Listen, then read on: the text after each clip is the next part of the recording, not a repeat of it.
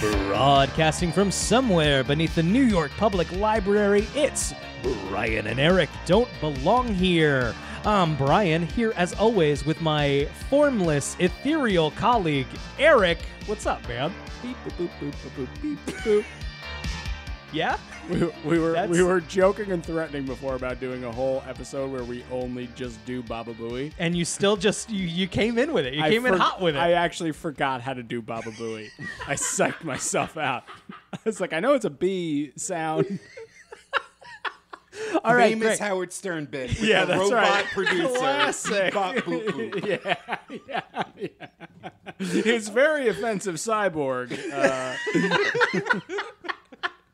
Oh boy, this is going to be a good one. Eric, there's somebody here with us. They're sure. This is so exciting. Hiding behind a stack of books, it's the Wizard and or the Bruiser himself.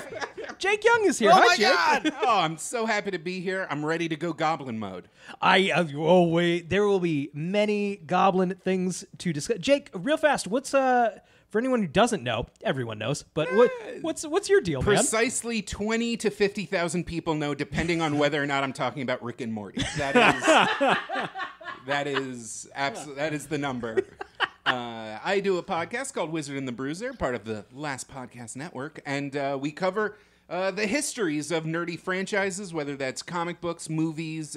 We even cover bands like Rush and They Might Be Giants, and we try and just kind of condense all of that lore and fandom mythology into a digestible hour and a half at most.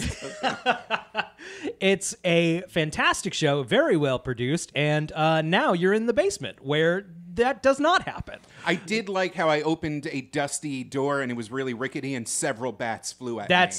Did you let the bats out? Yeah, we're going to need those back. It feels like... jeez. Okay, hold on. I'll get, like, a broom. I'll try and shoo them back. Thank you. We'll wait. Andrew Carnegie personally bred those bats for the library. The entire Astor family kissed each one before bed. Jake, so this is our dumb paranormal spooky podcast about ghosts and the occult and stuff. Where in general do you think, like, surface 30,000 feet up, land on this stuff? I just genuinely believe that everything that sounds fishy has a non-fishy explanation. Sure. Okay. This is a story that I whenever this comes up, I am reminded of it. But in my younger and wilder years, I was just gonzo out of my mind on the threadbare border of sanity on too many edibles, because I did that thing that idiots do where they eat one and are like, wait for an hour and are like, guess I fucked it up. Yep. And so I ate another one, and then I got hungrier, and I was like, well, these things were duds anyway, so I ate 2 more brownies. And they're also delicious. And they're delicious. They're very I'm just good. great. I didn't use a Dutch cocoa powder. I like that, like, harder, acidic cocoa. Anyway. So at this point, I am wandering through the streets of Georgetown, Washington, D.C., barely a person, just a quivering mass of sensory perceptions and nerve endings. And coming through on a gaslit street through a window in one of these old colonial homes emerges what I can only perceive as a demon.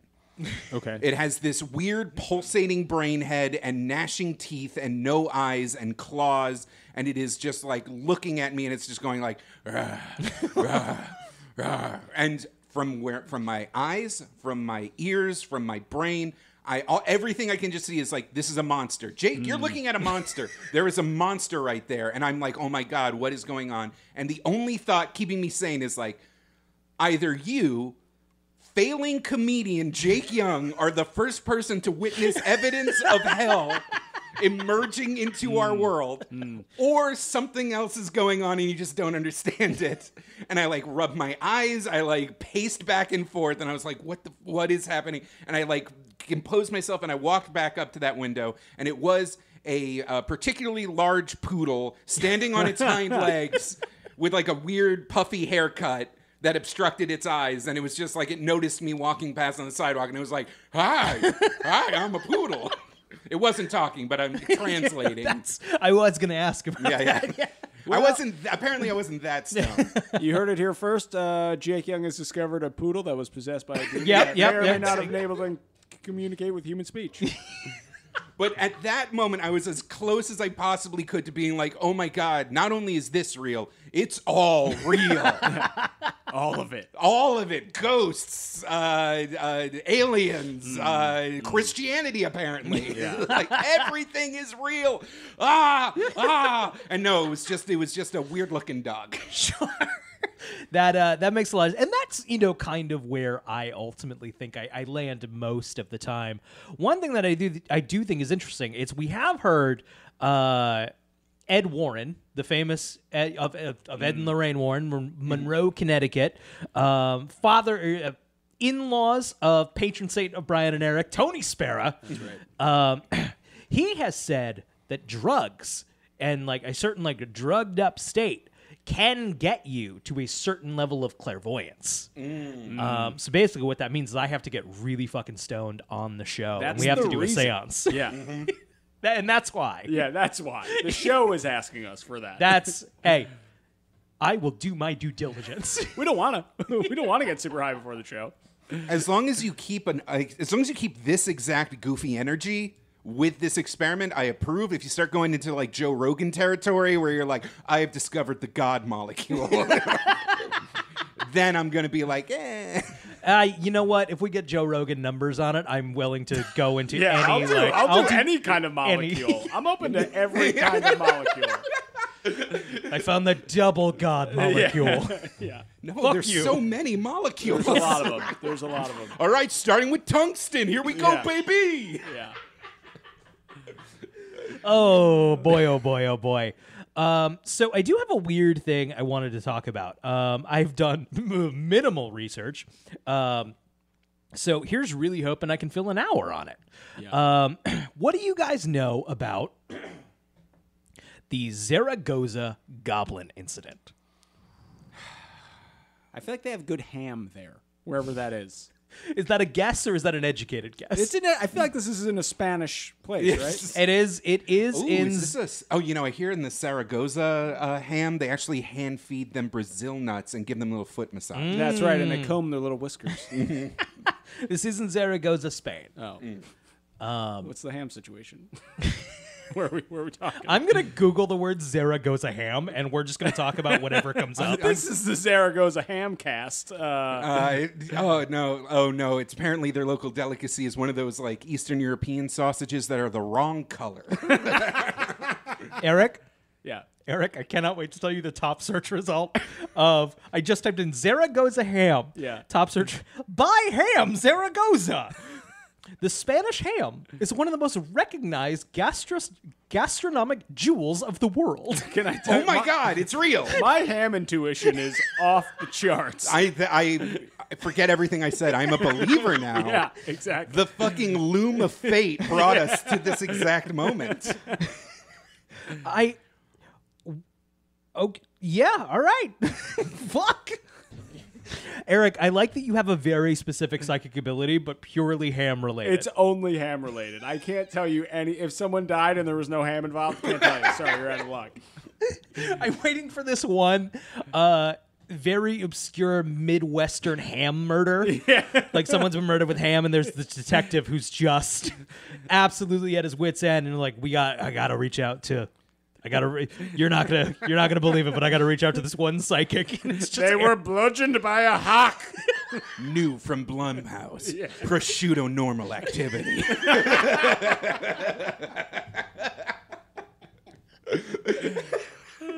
Oh boy. Well, unfortunately, ham does not play a role in this story, but wow if it did. Wow if it did.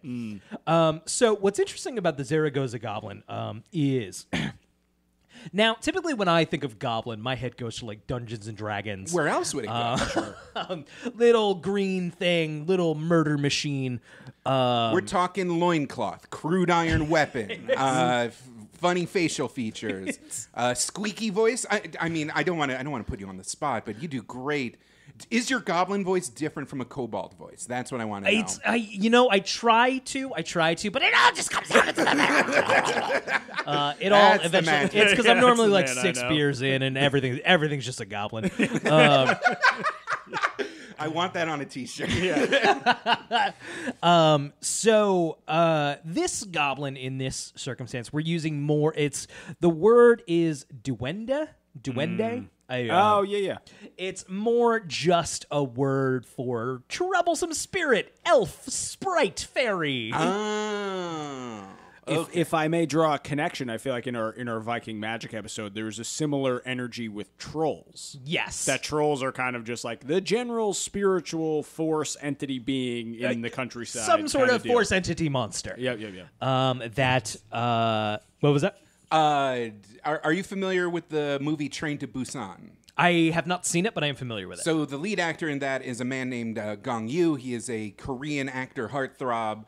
And that's a great movie. He's in K-dramas. He is like one of the sex gods of the new century. And his breakthrough role was in a show called, I'm so sorry, Korean fluent listeners for this. I think it's called Dokebi.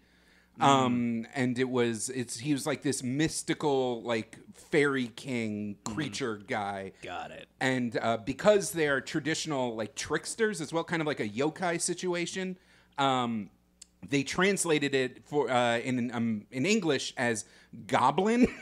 Got it. So the show Got about it. this like ethereal, handsome, rich, powerful, immortal man was called Goblin. Hell yeah. Hell yeah. And that disconnect is so weird because like the meaning is completely different because goblin in English specifically means hands caked in feces. Just like No, David Bowie is like the Goblin King in Labyrinth. and it still didn't feel right. That's fair. That Yeah, cod he's too piece, though. too lean. They did that on purpose. We did a whole episode on Labyrinth, and like Jim Henson is like, I want little girls to be scared. I think it represents the themes of the movie well. All right. Wow. Okay, so this unfortunately is not David Bowie or a Korean heartthrob. This is what's actually interesting, I think, about the Zaragoza Goblin before we get into it, is normally when we're dealing with hauntings, haunted situations, there is usually the spirit, the poltergeist, if you will, is usually assumed to have some sort of presence in like the spiritual realm, for like lack of some sort of personhood, maybe. Okay. Compared to this Zaragoza Goblin, which is largely thought to maybe just be a disembodied consciousness. Whoa. Oh, okay. So it's not like a Jersey Devil situation where, like, no, this is a physical beast that is actively roaming around, and we can't explain it, but like it has a pulse and hands. Right. We can kill it. No, this situation, and it's not a ghost that's knocking shit around and moving stuff. Right. This appears to just be a consciousness that is existing. Can it do stuff? Let's I mean, the get word into it. incident has to mean. Otherwise, it's just the Zaragoza vibe. It's just a vibe. Okay. September 1934 in Zaragoza, Spain. 1930 Spain. There's a lot going on there. Right? So we're in the second floor apartment of the Palazond family. And Pasquala Alacoser, absolutely butchering the pronunciation of her name, but she is cleaning their stove. And from the stove, she hears a voice say, You are hurting me. Okay, weird. Pasquala runs from the room, turns off the light, and the voice shouts, Light! I can't see. Strange. Yeah. Is this all the stove? Was this the stove talking? It appears that the voice is coming from the stove. I would like this to be a My Little Toaster kind of situation. The brave little toaster? Yeah. My little toaster, My little guy. brush your toaster's hair. My toaster sparkles. My toaster sparks when you plug it in. My toaster has a terrible warning. So, on that day, the entire family starts from the kitchen, and it changes a little bit the story from like it's all centered in the oven to you can hear it in the walls, but screams, laughter, and this voice from the walls of the kitchen, and specifically from the stove and its chimney. So obviously this family is a little confused. Yeah. What would your guys like initial thoughts be if you were in punk kids? Immediately mine goes to punk kids. They found like they're hanging out on the rooftop smoking Spanish cigarettes, which are muy caliente, as we all know. of course. And just like they find they can hear someone like rattling around through the chimney, and they just start yelling shit and like giggling and having a blast. And, eventually dying in a bull-related accident. Of course. Eric, about the same, or would you just run? I feel like you'd be gone. I would be out of there. I gotta say, one thing that's interesting, just from like a folkloric perspective, is there's a lot of stuff around like hearth spirits. Oh, interesting. And sort of like house guardians that have to do with the hearth and the chimney, and the stove is essentially like a modern cooking fire kind of thing. So that's what's coming up for me right now. Interesting. Yeah, weird. Okay, so kind of to Jake's point, that was sort of the chimney. It's an apartment building. Mm-hmm. You can also hear the other, like just now, my neighbors can hear every single word of this podcast, and they just kind of have to deal with it. So there was a lot Give of... us 5 stars on iTunes. We actually we have a new show policy. We're just asking for 3. Just a working man's 3. Just right down the middle. Hey, we're not We're not greedy. Yeah, we're a solid blue collar 3. If you wanna shoot over 2 stars for the 5, that's really your business. We're not gonna stop you, but let's be honest. just 3 stars. Yeah, Baby. that's fine. So, the voice has a pleasant tone, but also like could be maniacal and unnerving. It would have this cackling laughter that eventually everyone in the apartment building could hear. Now, I've always had a thing, like, especially like when we fucked with stuff and it was like, no, don't fuck with that. And I'm like, oh, I'm going to fuck with it. Put a Ouija board in front of me. I'm going to ask to talk to Satan. Yeah. And I've always had this element of, I don't really get scared in an apartment building. You never hear an entire apartment building, like a haunting, just be like a whole bunch of completely separate people having this situation. It's always a house. Right. An apartment, if there's a ghost in this apartment building, it's everyone in this building's fucking problem. The ethereal nature of metaphysical phenomenon are completely repulsed by recessed lighting. Can't deal with it. Can't do it. Stainless steel refrigerators.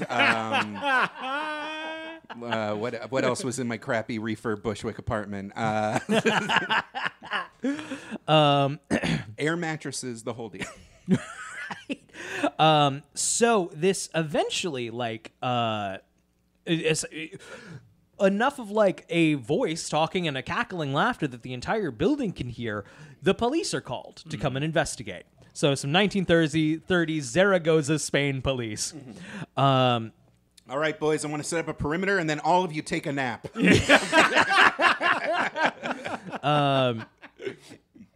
Okay, let's see here.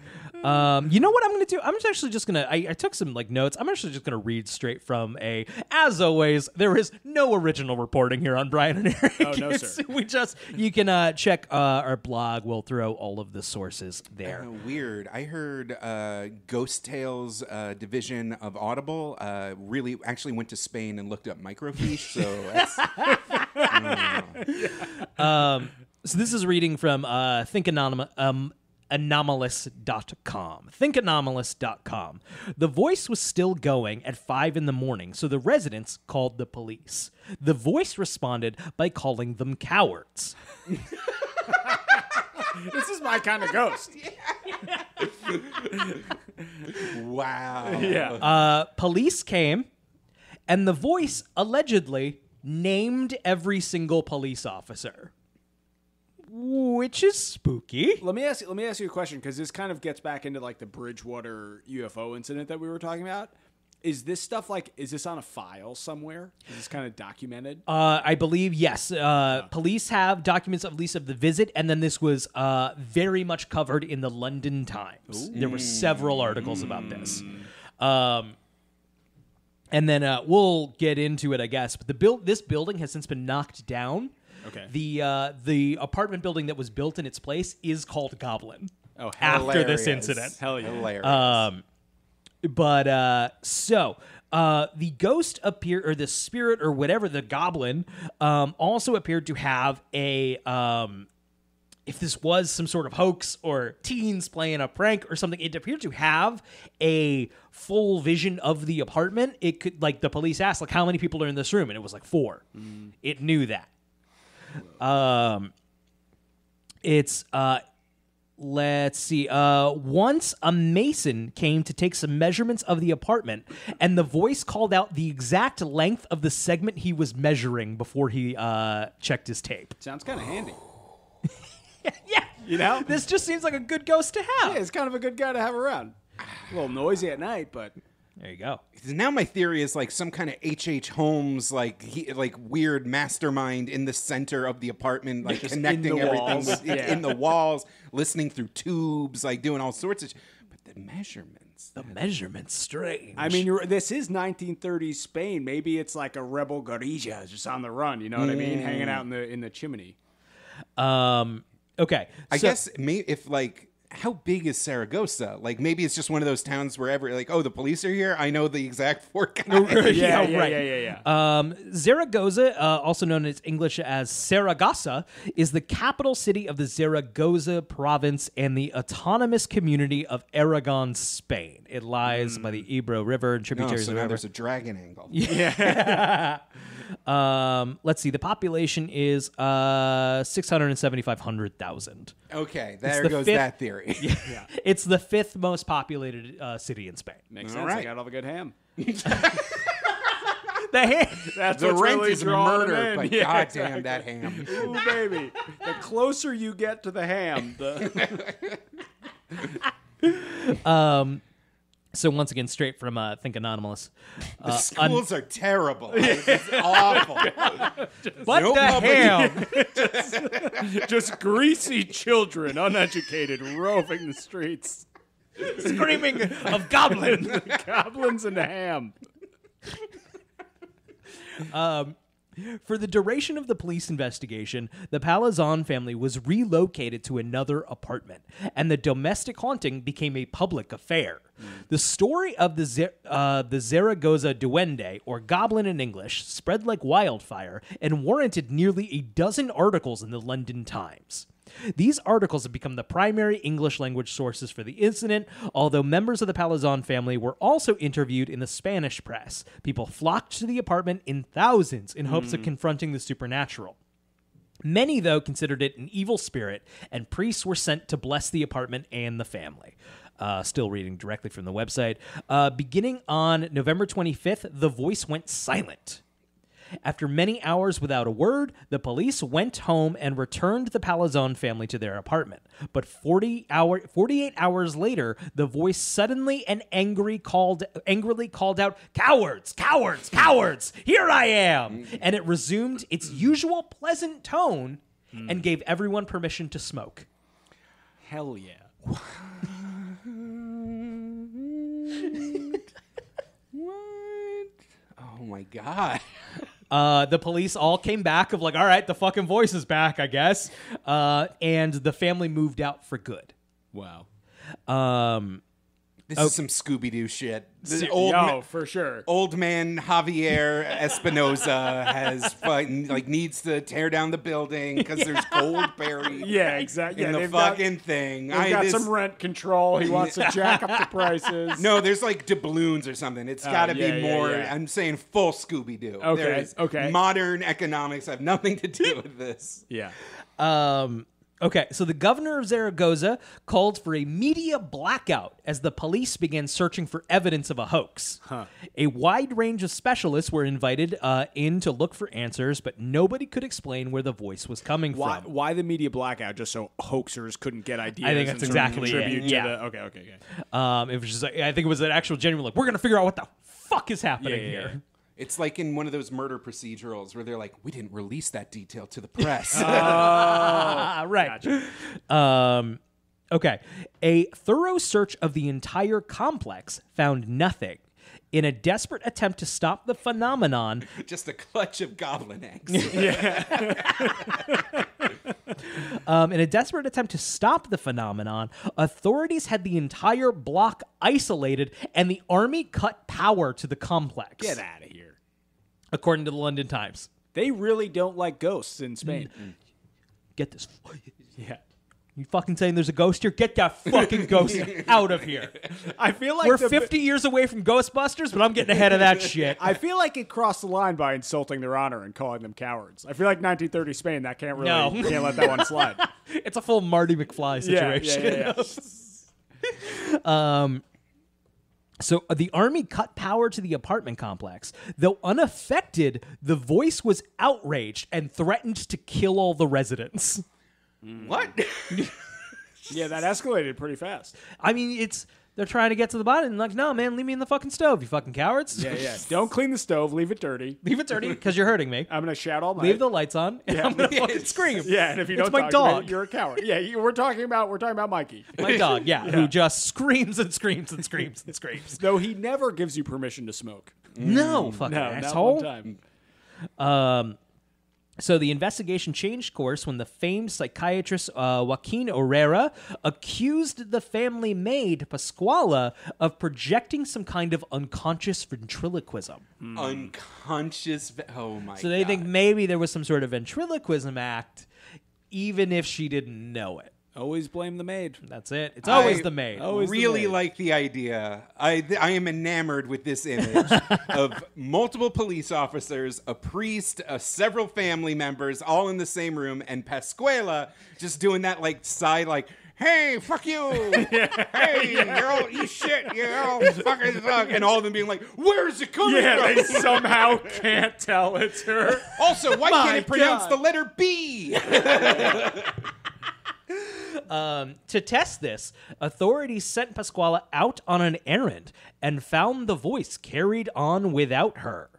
Nevertheless, the governor informed the press that the culprit had been identified. So she fully had to take the heat for this fucking goblin. The governor's like, God damn it, there's an election in November. I can't have this goblin. This goblin knows too much. This is the Spanish version of Jaws.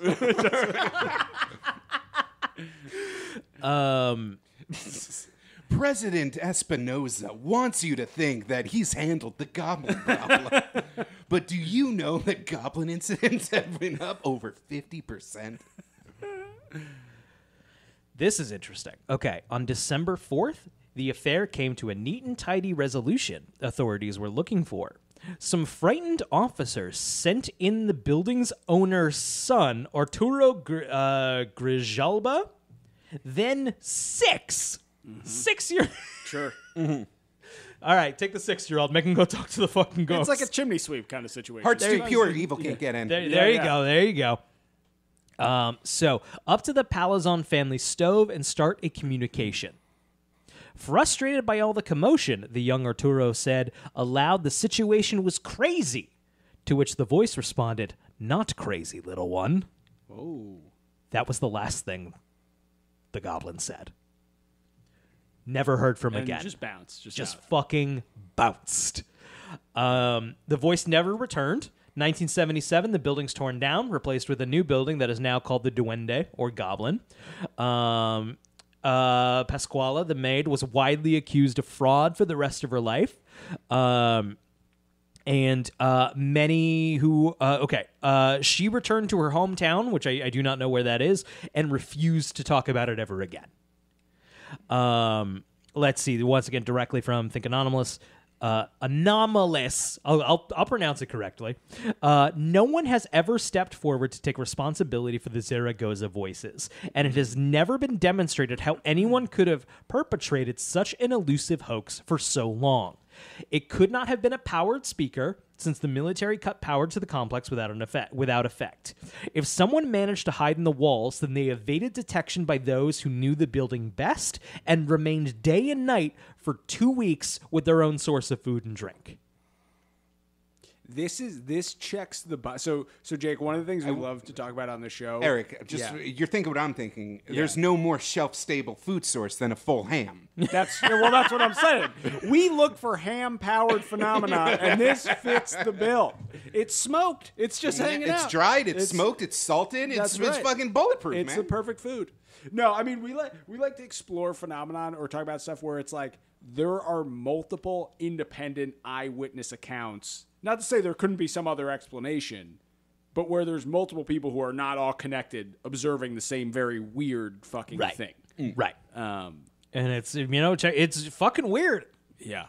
Let me see if there's anything else here before I move on to kind of a similar incident. Sure. Let's see. It is once again interesting that this kind of didn't seem to have much of... Oh, man, should we read one of the... Can I find one of the actual London Times articles? Oh, maybe. That's one of those things that either will show up instantly on the internet or you have to go to a library and nothing in between. Right.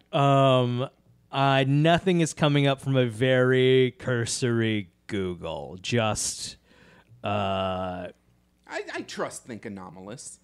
I do as well. I'm going to say I have no basis to say this. I feel like the British of that time period just had a real fixation on the strange and the occult. You know, I don't know why I think that, but I feel like that's true. No, they were up to their jolly old buttholes with mesmerists. Yeah, exactly. That's right. Psychics. Right. Yeah. Spring-heeled jacks running around. Exactly. So there is and think anomalous. The real mystery is how to say that word. Also brings up a similar incident, and I'm just going to pull up the Wikipedia page for that. And welcome, Jake. Welcome to a real Brian and Eric specialty, which is I didn't really write anything down, but here's the Wikipedia page. Oh dear God! If I had if reading off the wiki is a crime, then I am lock us on death row. Have you guys heard about Jeff the Mongoose? I actually have. I believe last podcast has talked about this. Yeah, I think they have. Jeff, also referred to as the Talking Mongoose or the Dalby Spook, was the name given to an allegedly talking mongoose, which was claimed to inhabit a farmhouse owned by the Irving family. The Irving's farm was located at Cashing Gap near the hamlet of Dalby on the Isle of Man. The story was given extensive coverage by the tabloid press in Britain in the early 1930s. Mm-hmm. The Irving's claims gained... just give me the fucking story here. Okay, I'm just going to read the story. In September 1931, the Irving family, consisting of James, Margaret, and 13-year-old daughter named Vorey, Voirrey? Okay. Voirrey. I'm getting Vorey. I don't know what you guys are referencing there. Claimed that they heard persistent scratching, rustling, and vocal noises behind their farmhouse's wood panels that variously resembled a ferret, a dog, or a baby. Three very similar things. Yeah, of course. Exactly. Easily mistakable. Jake, when you were high out of your mind in Washington, D.C., you sure it wasn't a baby that was the demon? Yes. They are the same. Yeah.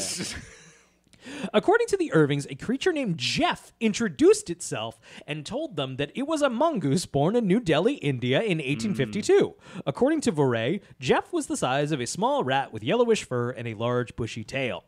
The Irvings say that Jeff communicated to them that he was an extra clever mongoose and an earthbound spirit and a ghost in the form of a mongoose. And once said, "I am a freak, I have hands and I have feet, and if you saw me you'd faint, you'd be petrified, mummified, turned to stone or a pillar of salt."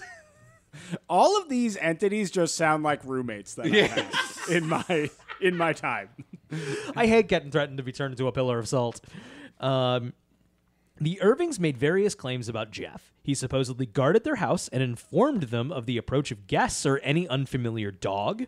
They said that if someone had forgotten to put out the fire at night, Jeff would go down and stop the stove. I'm going to throw out there, I don't think I believe in Jeff the Mongoose.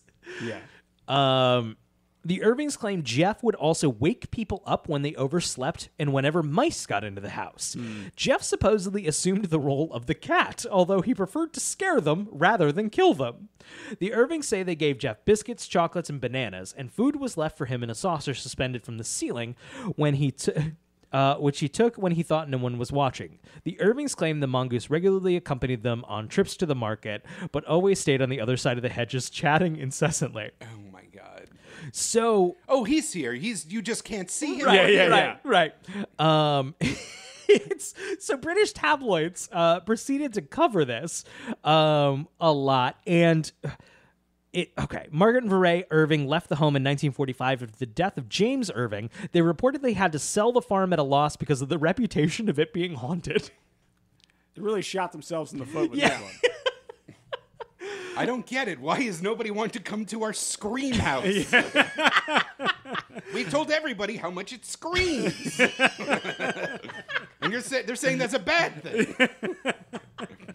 What about the monster that freely walks in and out of the house at will? It's a mongoose, or maybe a dog, or a baby. Yeah.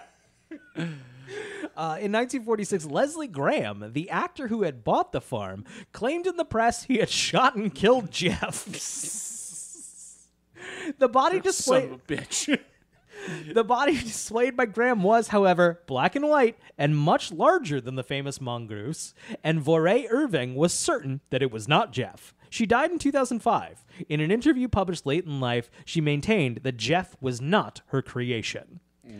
So Jeff is also maybe assumed to be some sort of ventriloquism, though I don't even see a instance here where it's not just some people weaving a yarn. Yeah. This sounds like kind of when I was 10 and had a girlfriend from camp kind of situation. I did. Yeah. Yeah. She writes me letters and has very similar handwriting to my own. It's fine. I believe at age 5, I was convinced that I could run at super speed when no one was looking. Sure. Going back to the Zaragoza Goblin, I'm gonna... Let me see here. Let me see if there's any other interesting stuff that we're maybe missing. Not quite enough to fill an hour, but hey, that's what happens sometimes with this show. Let's get into this, though. Let's get into this. Yeah. Clearly shenanigans. Clearly someone doing shenanigans. You think? I don't know, man. It's a little weird. It's a weird shenanigan that points for originality and kind of breaking the mold, thinking outside the shenanigans box. Okay, let's say hypothetically you have a shenanigan of this level going, where like allegedly, and like we're dealing with 1930s newspapers with like a lot of people, thousands, thousands have come. But like, let's say the army gets involved. The Spanish army is now involved. Do you not? I guess. I think at that point you gotta double down. Yeah, you're in too deep. You can't back out now. I guess you're right. If the thrill is seeing how much chaos you are causing, as soon as those like janky weird tanks from the 1930s roll in, you're like, oh, this book's oh baby.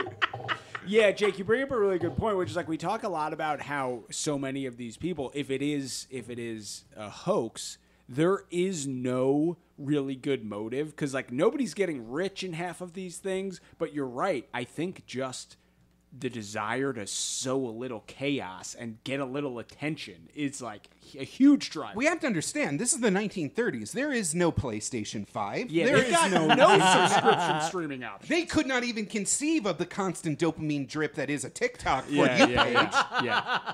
Their heads would This is explode. literally, there's nothing better to do. Yeah. I have a memory. I think in college I had a nerdy friend who had like a remote control watch, and we went to like a sports bar, and he just like turned off all the TVs and just like was giddy, just vibrating with glee as all the bar fucking staff sick.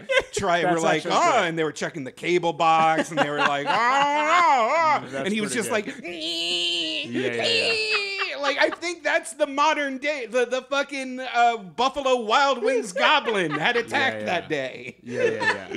So your take is kind of like 99% of these things are just due to the irrepressible human urge to just prank. Yes, Just pull a dope prank. just punk somebody. I'm talking. This is like ye old trolling. Sure. Sometimes involving actual trolls. Yeah. Right. It sounds like looking at Slate.com, a Barcelona radio station tried to get someone to put a microphone in the room so they could broadcast the voice, which, why ain't we got that? Right. Why was that not priority numero uno? Right. Yeah. Fuck. Here's another interesting thing. The voice would apparently taunt the police with, I am coming, I am coming, and then would never appear. Sure. Wait, but that counts as an appearance. I believe in some sort of physical... Oh, like I'm going to manifest. I believe, Yeah. but obviously never did. Which, oh man, that would be the best way to, like, if it was all a big prank, that would be the best. I was just like, yo, hang out here for a little bit longer. Oh yeah, just any minute now. I'm really, I'm just really trying to materialize. Okay. I swear I did. It's not you. It's me. It's never happened. I'm Yeah. dehydrated. Do you think there's anything to the maid and the ventriloquism, or do you think that is a... I feel bad pinning it on the maid. After Right. all, that feels like some bullshit. The maid was the first person to hear it. It feels very 1930s psychologist to be like, the poor person did it. Yeah, Their yeah, stomach broke. Exactly. The serving wench is Yeah. to blame. Yeah, right. It's so allegedly... Wow, I'm looking at a picture, and like there are quite a fucking large amount of people outside this building. Wow. This did attract some attention. I would go check it this out. this shenanigan was like ideal. This person Yeah. was feeling joy and like intense pleasure that nobody, like maybe, just maybe, you got to eat a fresh apple once. Sure. You might have felt as amazing and thrilled as this guy who was pulling this scam. Yeah. It's my great grandparents, were full like products of the Depression, and so it's like 1992. We're at some sort of like circus or fair or something, and there's a barrel full of apples, and they are both immediately like, "Free apples, free apples!" And like, "Don't pass this up." And my mother is like looking at them like they're brown and like rotting. Like we're good. We can go get apples. Yeah. We have these at the store. That just reminded me of that. Why did that story about the people in the 1930s and apples remind? Why was that something? So when you said, "Hey, we're going to cover the Zaragoza Goblin incident," in that I'm going to say perfectly worded Twitter message, like you're like, or take it or leave it. I don't know. I was like, fuck, I got to get on this show now. I thought we were doing something more akin to the Hopkinsville Goblin case, in which a homestead in West I thought you were just saying something silly there. No, this is another Goblin incident. I love the Hopkinsville Goblin. I didn't realize that was a real thing. Tell me everything. It was a homestead in West Virginia where an entire family was besieged by a small army of like pointy-eared, glowing eyes, pointy teeth, and they had to fight them off with shotguns. Yeah, it literally is like a West Virginia like D&D scenario. Basically, it's like you've rolled like 10d6 goblins at your homestead. Like I legit just thought you were making a joke. I had never heard of this. Yeah. The Kelly, I'm just pulling up from Wikipedia. The Kelly Hopkinsville encounter, aka Hopkinsville Goblin case, or the Kelly Green Men case, was a claimed close encounter with extraterrestrial beings in 1955 near Kelly and Hopkinsville in Christian County, Kentucky, United States. Kentucky. I'm sorry. I said West Virginia. UFOologists regard it as one of the most significant and well-documented cases in the history of UFO incidents, while skeptics say the reports were due to the effects of excitement and misidentification of natural phenomena such as meteors and owls.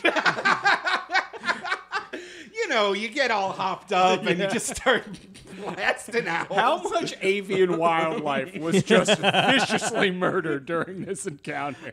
You know someone put gasoline in the moonshine. Oh, you yeah, know. This is not the act of a well mind. Yeah. The United States Air Force classified the alleged incident as a hoax in the Project Blue Book files. Psychologists Of course they did. Of course they fucking did. If people found out that goblins are real, they'll be just like running around caves looking for gold. The whole economy will collapse. Psychologists have used the alleged incident as an academic example of pseudoscience to help students distinguish truth from fiction, presumably on the truth end. Yeah. See, this is the kind of shit that you won't learn in your textbooks, kids. Okay, you ready for the claims here? Once again, directly from the Wikipedia.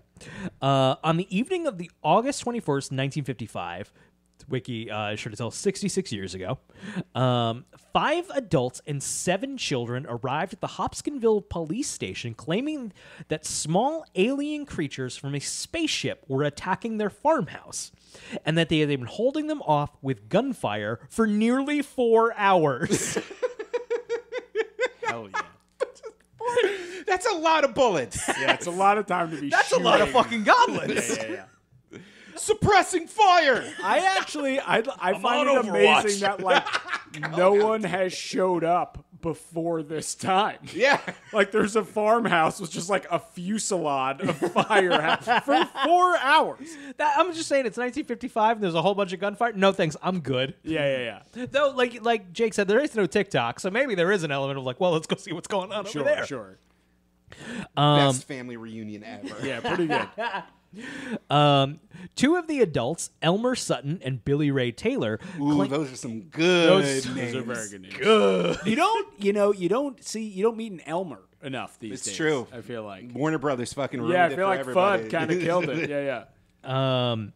Claimed they had been shooting at 12 to 15 short, dark figures who repeatedly popped up at the doorway and peered into the windows. That's such goblin That's behavior. a real goblin. That's move. what I'm That's talking a about. Now serious that's the goblin move. goblin.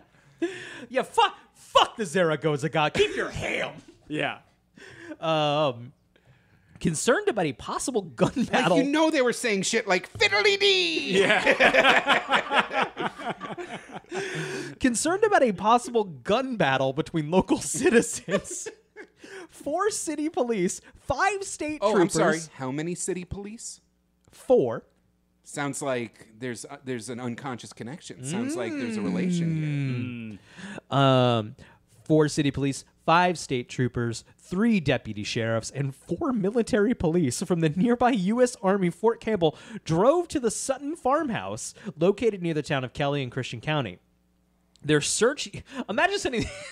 How much of this was like, this is the amount of people required? How much of this, like, I don't know, these people said there were a bunch of little fucking bastards. Yeah. You want to go? I want to check fucking this out? know. Yeah. You want to hang out here and not watch TikToks because they haven't been invented yet, or you want to go see if there's some fucking... Slash, probably a mix of like, let's go check that out, and then also, if there is something there. Right. I don't want to miss it. I don't want to say I stayed and One stared. guy at the army base is like, "No, come on! I want it, guys. The radio show where 2 people talk like this a bunch. Art is on. The Hot Cha Cha Hour. Come on! What are you doing? We only have 1 hour. So their search yielded nothing apart from the evidence of gunfire and holes in the windows and doors made by firearms. Sure. So let's assume that this is a hoax. They definitely still shot at their walls. I do like the fact that they didn't open the windows to shoot out of them. They No. just shot right through them. Yeah. No, it's full Duck Hunt style. It's all Twitch reflex. That's right. No Residents scopes. Yeah, no. Iron sights. Let's see. A lot of people, a bunch of names. None of them are interesting. Both the Taylors, Lucky, Vera Sutton, were reportedly. Guess what, Jake? Jake, brace yourself. They were carny folk. Yeah. They were carnival workers, or at least several people who were there were carnival workers. Oh my God. The next day, neighbors told 2 officers that the families had packed up and left, claiming that the creatures had returned at about 3:30 in the morning. Let's see. The family's claims received widespread coverage in local and national press. Early articles did not refer to little green men. The color was later added to some newspaper stories. Wait, so what was the original claim was what? Just little freaks. Gotcha. Little freaks. Okay. Shadowy goblins Okay. popping in and out. Yeah. You know, it's the Wikipedia here has a side-by-side of a popular interpretation of the Hopkinsville Goblin and an owl, and like I can see how we can get there. No, that's Yeah, a for Pokemon. sure. That is Sableye the Pokemon. It's a 1-to-1.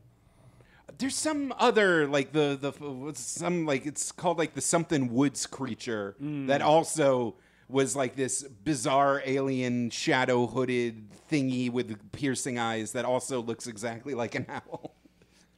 So this is interesting. Yeah, it's like even it seems that many ufologists also say, no, this sounds like a gasoline in the moonshine and owls situation. Yeah. It's funny that, so it does seem to be that people believe that this family believes in something and not just, I don't know, let's see if we can get something out of this. Right. The old Cincinnati two-step where first you get a mark, a shuffler, and a bag lady. And then step 1, you start pretending goblins are real. Jake, no shit. The Pokemon Sableye is based on the Hopkinsville Goblin. Oh, really? I mean, obviously, the only reason I even know about this case is because of an old Dorkly article where I had to look up like inspirations for Pokemon. Got it. That is, yes. And For some reason, like Japanese otaku love weird American, cryptozoological phenomena. Interesting. Huh. The 1986 comedy horror film Critters is loosely based on the Kelly Hopkinsville case. Interesting. I get. What is it directly, or is it like Gremlins? Anything where a bunch of Right. It does specifically say Critters. Okay. But Ghoulies, however, is actually from my grandmother's memoirs. I knew that. yeah. Man. Well, I guess should we look up before we get out of here? Should we look up any other famous goblin? I'm just going to type in famous goblin cases. I really like Famous the goblin genre sightings. goblin. The goblin genre of It's paranormal phenomena. Well, goblin I think is just a duendo, a duenda, duende. Like it feels weird that like because goblin means a very specific thing. It means mischief. It means like hassling. It means like. It means nobody's in any real danger. That's right. If a goblin is around. And so, like... And it's ugly. It's, like, visceral. It's rude. It's not, like... it's not a fae folk. It's not an elf. It's not, like, anything else. It's very... It's goblin mode, man. It's, like, an embrace of just the trash of reality. It's a very earthy kind of entity. Yes. Yeah. I'm looking at a YouTube video with a million views. 10 real goblins caught on camera. Oh, hell yeah. And I'm just going to throw out there this video is not very good. Right. A million. But I guess that covers all of our goblins, our disembodied spirits, our talking mongooses. We really ran the gamut. Tricksters. That's Little right. tricks. The mischievous trickster. Little folk. mischievous trickster folk. All of the various little Mysterious trickster folk. Jake, thank you so much for coming on the show. Oh my God, are we already done? We're already done. This was a blast. Where can we find you on the internet? As mentioned before, the podcast Wizard and the Bruiser is available on all podcast platforms. I think you'd like it. We just, I think, recent episodes include the history of The Sims, a history of the Fantastic Four, and I have to. When I get home, I'm going to start cramming for our Animorphs episode. Oh man. Oh man, I only kind of semi-recently learned how Animorphs ended, and it's crazy. It is one of the most baller moves in young adult history. I guess I won't spoil it for all the Animorphs fans out there, but it's fucking buck wild. The main character discovers Photoshop and learns how to do the morph effect on the cover. And it just begins again. Yeah. Wow. Eric, anything else you want to go over? I think we nailed it, man. I think we nailed it. Oh, can I plug one more thing? Yeah, of course. It's if you go to youtube.com/puppetjared or twitch.tv/puppetjared. I'm not supposed to dual broadcast, but I'm doing it anyway till they make me stop. Ooh, baby. On Thursday nights, I do a show called The Cartoon Dumpster, where I have found the most bizarre, terrible yet fascinating cartoons from the 80s, 90s, and 2000s. The only thing they all have in common is that they are so derelict and forgotten that they don't trip YouTube's copyright ID system. Hell yeah. And we have fun with the chat is amazing. They do research in real time and look up the backstory of the voice actors.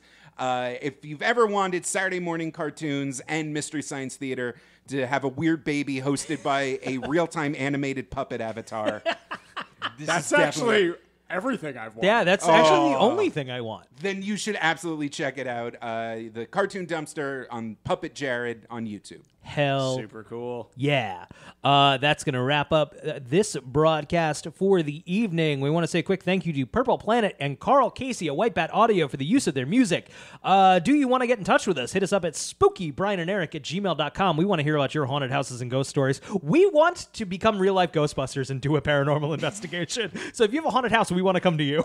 You got a goblin? Let us know. You got a goblin? You actually have to This legally. is the closest we'll come to being goblin experts, so let's get us while it's hot. Listening this far into the show contractually obligates you to let us know about any goblin incidences or phenomena. We should have said it up front, but we're saying it now. No, we gotcha. Yeah. Sorry, we were real shady about it, but it's let's see. You can also find us at Brian and Eric Pod on Twitter, and hey, maybe rate us 3 stars on your podcasting platform of choice. For both of us here at Brian and Eric Don't Belong Here, thank you for listening. Stay safe out there.